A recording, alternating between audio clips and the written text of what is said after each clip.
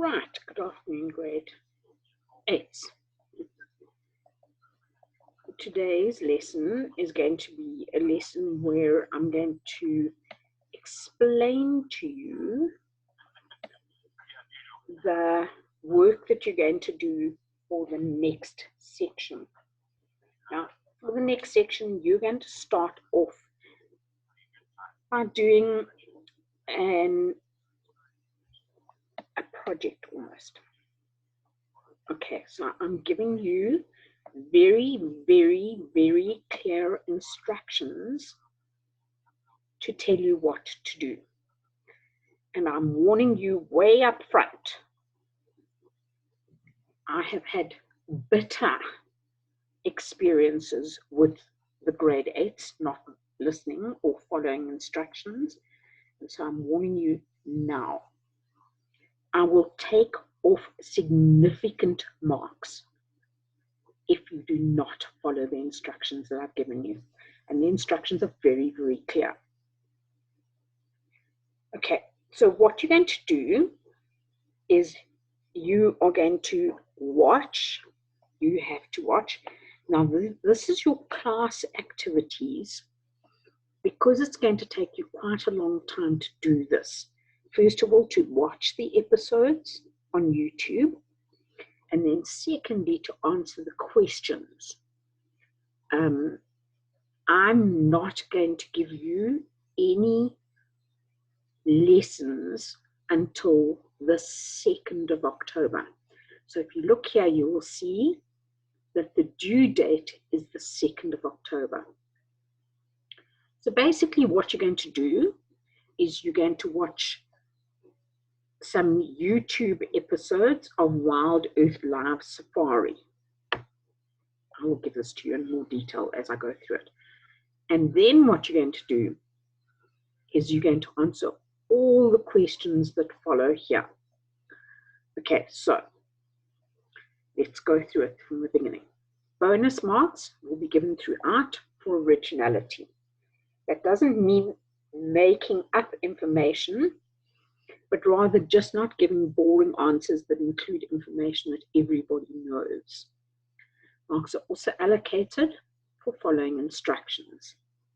Okay, so you have to watch a minimum of 2 current 3-hour YouTube episodes of Wild Earth Live Safari. In other words, you have to watch 6 hours minimum.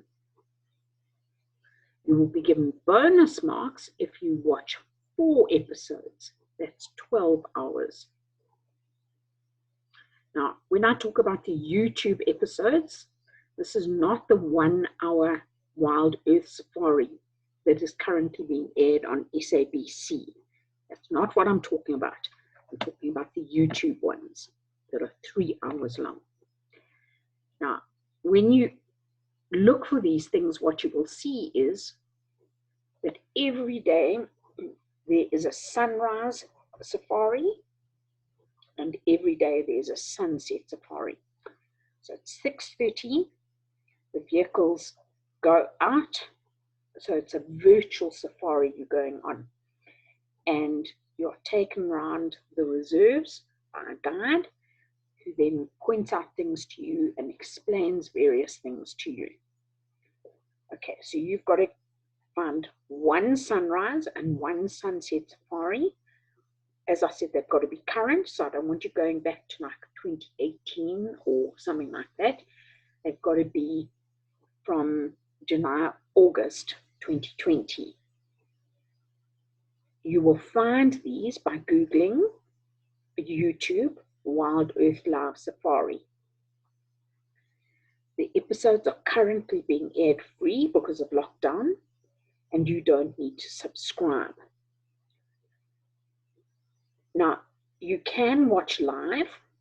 In other words, at 6:30 every morning, you can watch a live one, and at 3 o'clock in the afternoon, you can watch a live one. But you don't have to watch them live. You can search on Google, and you can find some recorded episodes. Remember, they've got to be current. And then, once you watch them, you use the information on the videos to answer the questions that follow.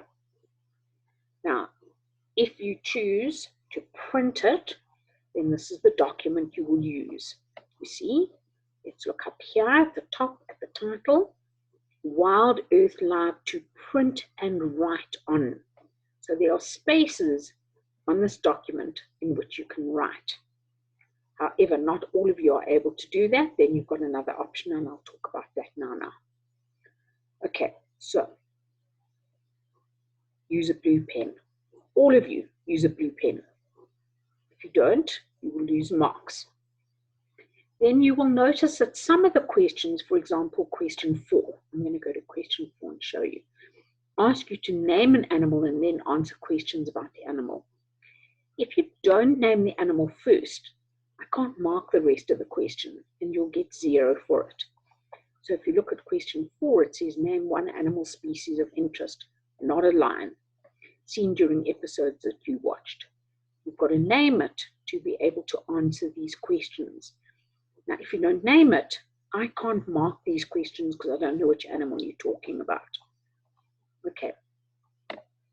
So the first thing is you're going to construct a table in the space here with the date of each safari, names of all the presenters, because what you're going to find is that they actually travel around a number of reserves. So they'll give you, say, a 10-minute slot at this reserve, and then they'll swap over to a 15-minute slot at that reserve. So you don't just stay in one reserve per episode. You actually go backwards and forwards in a number of different reserves. So the names of all the presenters or the guides featured in each safari. So you watch for 3 hours, you write down all the guides' names.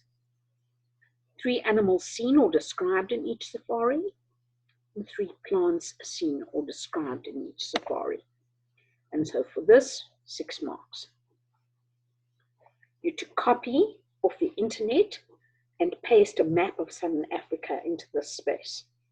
On the map, you must draw in each of the reserves featured in the episodes that you watched. Make sure that you indicate which reserve is which. Then you must draw a table in which you compare 3 features of the terrain. If you don't know what that word means, Google it. And 3 features of the vegetation in each of the reserves featured in the episodes that you watched. So you're going to describe the terrain and you're going to describe the vegetation, because in the different reserves, those are very, very different. All right, question 4. Name one animal species of interest, not a lion, seen during the episodes that you watched. And for this species, so for the ones that you just named, answer the following questions. Is it a carnivore or herbivore or an omnivore? And name 2 foods commonly consumed by this animal. That's specific. I don't want to hear leaves. I want to know type of tree on which the leaves were picked. Then you must record, and here I mean record, write down. One interesting question asked by a viewer during one of the episodes that you watched, and then write a summary of the answer given by the guide to that particular question. Okay, and the viewers send in a whole lot of questions every day, and some of them are really interesting. Bonus for everything, depending on how interesting it is. Then you must name one animal species shown during the episodes that you watched, with a bonus for the originality of your answers. And remember, it doesn't mean you make them up. It means that I don't want to just know about lions, okay, that has a matriarch, that has an alpha female, that lives in a group that has a social structure, that is solitary, that is a predatory mammal, that is a predatory bird, that is a predatory reptile, predatory insect, is typically prey of a leopard, is typically prey of a cheetah, that typically hunts at night, that typically hunts during the day, in which only the alpha female is typically allowed to breed, that is nocturnal, that is a browser. Okay. Now guys, I'm obsessive about watching this program. Don't make up stuff. I will know when you've made up stuff and I will make up a 0 for you. Okay. Name one animal species obviously shown in the episode that has a territory and describe how that animal marks its territory. And there are lots of different ways, and marks doesn't necessarily mean it gets a marking pen and marks it. There are various ways of indicating a territory. And then a lot of energy is expended defending a territory. Explain the value of an animal having territory. Why bother, in other words? What's the value of doing all this work? Describe one animal behavior that you learned about while watching this program with bonus marks for originality. Okay, doesn't mean making it up, it means something you saw. Then name one animal you saw while watching the program and describe one way in which this animal, or one way in which behavior of this animal affects either negatively, or that should be or positively, the environment in which the animal lives. So I've done an example for you. So hippopotamus eats vegetation on land, but then they return to the water and most of their feces is excreted into the water in which they live during the day. And that enriches the mineral content of the water, and it enriches the mineral content of the soil at the bottom of the water body. It also provides food for aquatic animals in the body of water. Okay, now that's not an environmental fact. This is talking about other living organisms. That it might lead to algal blooms. And you should know what an algal bloom is, because that quite often happens in water bodies, for example, in the Hartebeespoort Dam. And that results in eutrophication, which means a lack of oxygen. And therefore, a lot of organisms will die in the water. Okay, or you can talk about hippopotamus leaving the body of water and then the paths that are formed by the hippopotamus walking on land in order to find food. They tend to use the same paths over and over again, and it might divert the path of swamps or channels and change the direction in which water flows. So this is the effect of the animal on the environment, not on other animals or other plants, on the environment. And then describe some of the effects of the behavior of that particular animal that you named here on other animals or plants in the area in which the animal lives. And I've done an example for you. So, warthogs dig burrows into termite mounds. These may be used by hyenas as dens when they give birth to their cubs. And these deep dens with their narrow entrances are good at protection for the cubs, which are left on their own in the den when the mother goes foraging, and therefore obviously increases the chances of survival of those cubs. Okay, then name one organism, a plant or an animal shown on the program that has an unusual mechanism to protect itself. Describe the way in which this organism protects itself. Again, first of all, name the organism and then describe that. Give one other fact of interest that you learned while watching this program. Bonus marks for originality. Give one new word that you learned while watching this program. What does this word mean? And then there are marks for following instructions. And mostly the instructions are for your submission. So Doesn't matter which way you do this, what you've got to do when you've finished with this is you've got to scan it on your phone, and we've discussed scanning.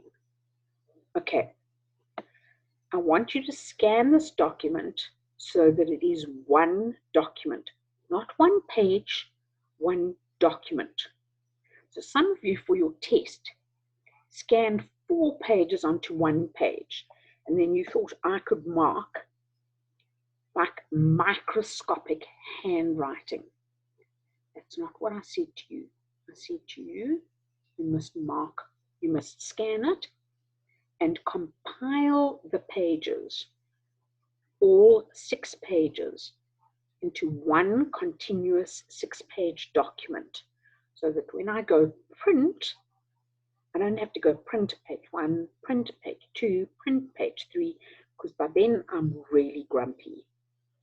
You need to know that I spent more than 9.5 hours, Ms. Tanjakwaya and I spent on the Friday of your cycle test, trying to print and understand the nonsense that you guys had done when you should have scanned them all as one document. Also, your name is only on one page. If you give me 6 individual pages, your name isn't on 5 of them. And I, this time, am not marking them if they don't have a name on them. So you put your name on page 1 and you scan all 6 pages and compile them as one continuous document. And a good program to use is Cam Scanner. Okay, so that's that particular one. Let's have a look at the other one. Okay.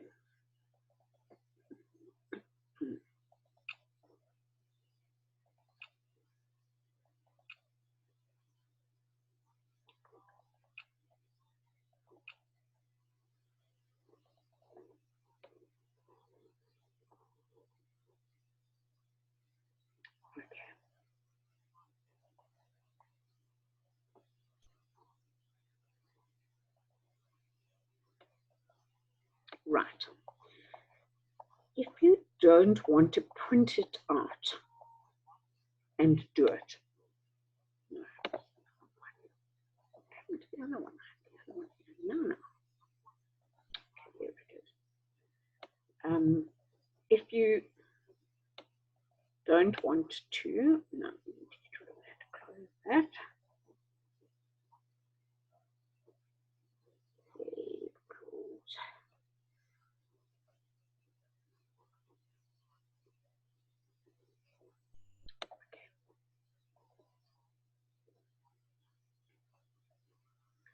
If you aren't able to print and write on, then you can actually read the actual instructions off of your device, as many of you did for the cycle test, albeit that it didn't work that well, it appears. So for some of you,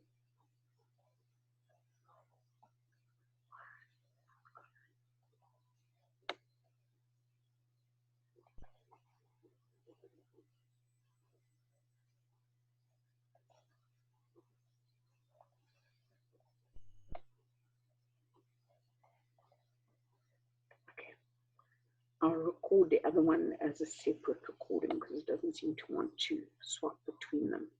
I'll explain what I need you to do if you're not going to print it and write on it. So the due date, 2nd of October.